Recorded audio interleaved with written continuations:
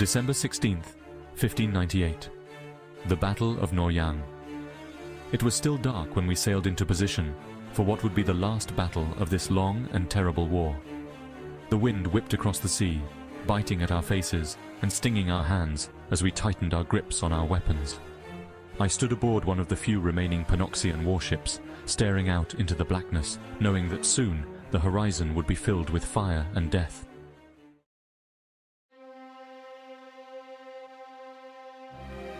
This was the final stand. The Japanese were retreating after years of bloody fighting, but they weren't leaving quietly. Their remaining fleet, nearly 500 strong, had gathered in Noryang Strait to cover their retreat and take as much of their forces and plunder as they could back to Japan. We knew this was our last chance to strike them a decisive blow before they slipped away for good. Admiral Yi Sun-sin, as always, stood calm and resolute on his flagship, ready to lead us into battle one last time. There was a strange energy in the air that morning, an understanding that this war was coming to its end, but also the weight of all that had been lost. So many of my comrades had fallen over the years. Many of them had died in battles that seemed hopeless. Others in victories that still tasted bitter in our mouths. Today would be the final reckoning. I could see it in the faces of my fellow sailors. We all felt it.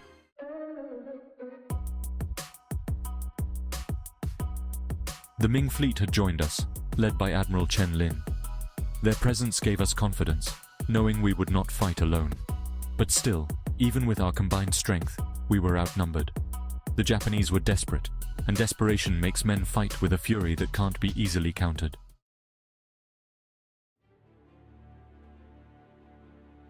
As the first light began to creep across the sky, we saw them. The Japanese fleet spread across the strait, their ships packed tightly together like a wall of wood and steel. They had formed a defensive line, knowing that if they could hold the strait long enough, their troops could safely withdraw to their ships and escape to Japan. Admiral Yi raised his hand, and the signal was given.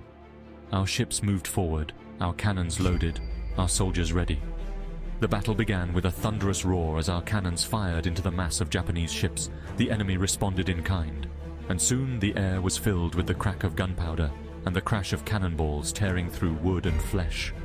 The waters of Noryang Strait turned into a cauldron of smoke, fire and blood. Our Panoxians, sturdy and maneuverable, cut through the chaos, slamming into the enemy's formation. We fired volley after volley of arrows and cannons, while the Ming ships did the same from the other side, squeezing the Japanese fleet between us. I could see the panic spreading among the Japanese sailors as their ships were struck from both sides.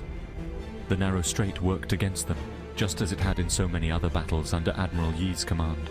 Their ships crowded together, couldn't maneuver, and their larger vessels became easy targets for our more nimble warships. I stood at the side of our ship, launching arrows into the enemy. I watched as one Japanese ship, struck by a direct hit from our cannons, began to sink, its crew leaping into the water as flames consumed the deck. The screams of the wounded and dying filled the air, but there was no time to think, only to keep fighting, keep pushing forward, until the sea was clear of the enemy.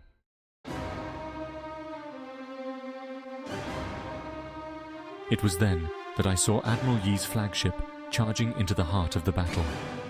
He always led from the front, never hesitating to put himself in the thick of the fight.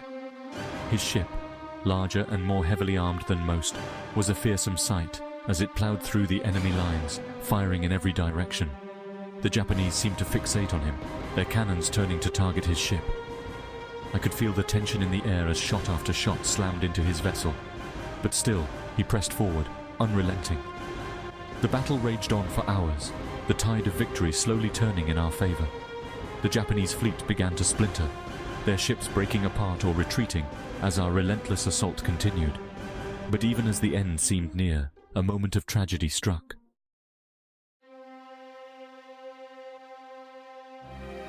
Admiral Yi was hit. I didn't see it happen. None of us on my ship did, but word spread like wildfire across the fleet. A single musket ball had found its mark, striking the great admiral during the heat of the battle. For a moment, a cold panic seized my heart. Was it true? Could Admiral Yi Sun-sin, the hero of Joseon, really have fallen? But then, from across the smoke-filled sea, the signal to continue fighting came from his flagship. The admiral, even in his final moments, had ordered us to hide his death so that the men would keep fighting. His nephew, Yi Wan, and his son, Yi Ho, took command of the flagship and pressed the attack.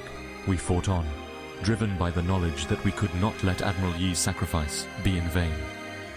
The Japanese fleet was broken by then, many of their ships either sunk or on fire, while the rest fled in disarray. The waters of Noryang Strait were littered with debris, bodies, and the wreckage of war.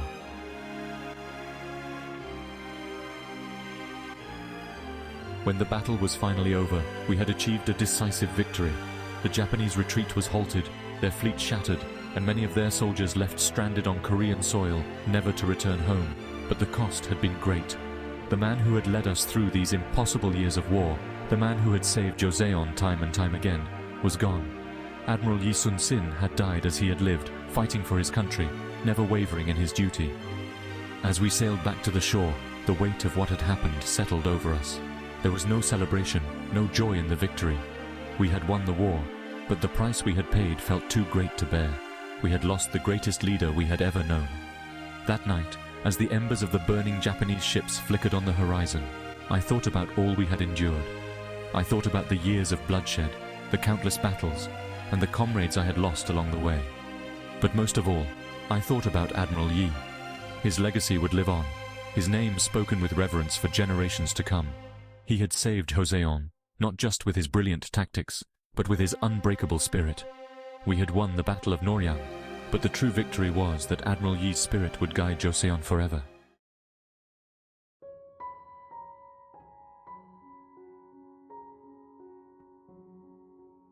(1600) Life after the war.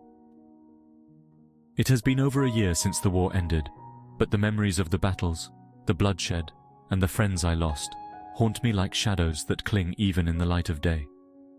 I wake up every morning to the sound of silence, a silence that feels foreign after so many years of the constant roar of cannon fire and the clash of steel. The war, the terrible Imjin may have ended, but it left scars on the land, on the people, and on my heart that will never fade. After the final battle at Noryang, when we drove the Japanese from our waters for the last time, I thought that returning to a life of peace would bring me some kind of relief.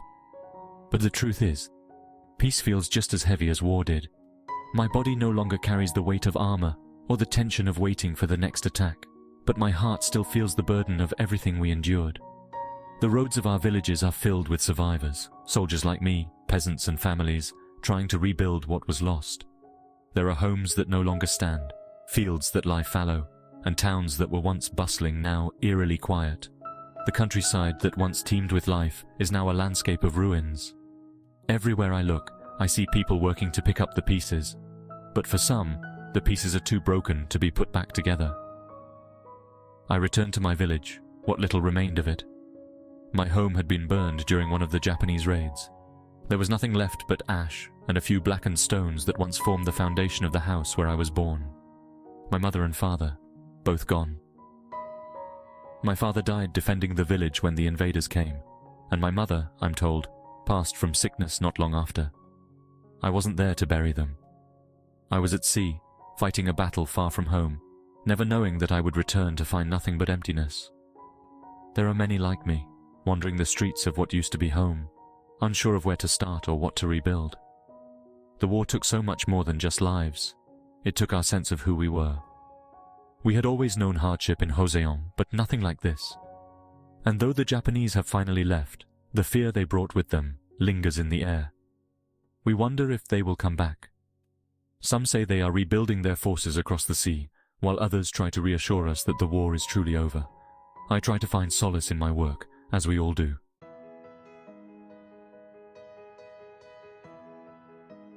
Rebuilding is slow, but the villagers have started to come together, working side by side, planting the first seeds in years. For now, food is scarce. Many of us who fought in the war now help where we can, in the fields or as laborers, even though our bodies are still battered from the years of fighting. Some soldiers have taken to guarding the villages, wary of bandits who have taken advantage of the chaos to prey on the weak. Yet, it is not just the physical wounds that trouble us. It's the ones deep inside, the ones we don't speak of. At night, many of us lie awake, reliving the battles, hearing the screams of comrades who died beside us. The smell of gunpowder and the sight of burning ships sometimes come back so vividly that I can't breathe. The memories of those I fought with, Yi Sun-sin, our great admiral, who led us to victory only to die in his moment of triumph, are never far from my mind. I wonder what he would say now, seeing the land he fought so hard to protect in this broken state. The government, though weakened, has tried to help. King Seonjo, who fled during the invasion, returned and has made efforts to restore the court and rebuild the capital. But the war revealed the deep flaws in our leadership. The people grumble in their homes, distrustful of the officials who failed them in their time of need. Taxes have been raised to fund the reconstruction, and many who have lost everything struggle to pay. As a soldier, I feel a strange emptiness. For years I had a purpose, to fight, to defend Joseon. And now, without an enemy, without orders, I find myself drifting. Some of my comrades left to join the military permanently, while others, like me, returned to their villages, hoping to find something familiar. But the world we left behind has changed beyond recognition.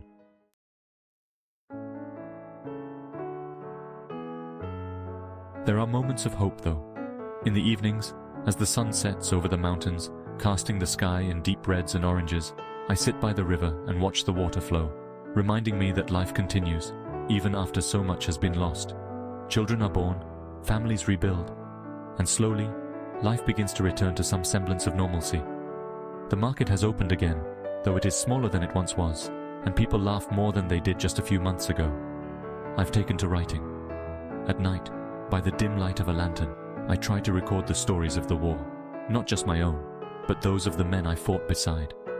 I write down the names of my comrades, those who fell and those who survived. I write of Admiral Yi's bravery, of his wisdom, and of how he saved Joseon when all seemed lost. I write because I fear that in time, these memories will fade, and the younger generation, who did not live through the war, will forget what was sacrificed. As I finish writing for the evening, I close my eyes and remember the sea, the sound of the waves crashing against the hull of our ship, the sight of the enemy fleet on the horizon, and the calm voice of Admiral Yi Sun-sin as he led us into battle. I think of the sea often, though now I have no desire to return to it. I've had enough of war, enough of fighting. For now, I am content to stay here in the village, to help rebuild, to remember, and to hope. We survived the war, and though the scars remain, there is still life, still hope for a future where peace can last.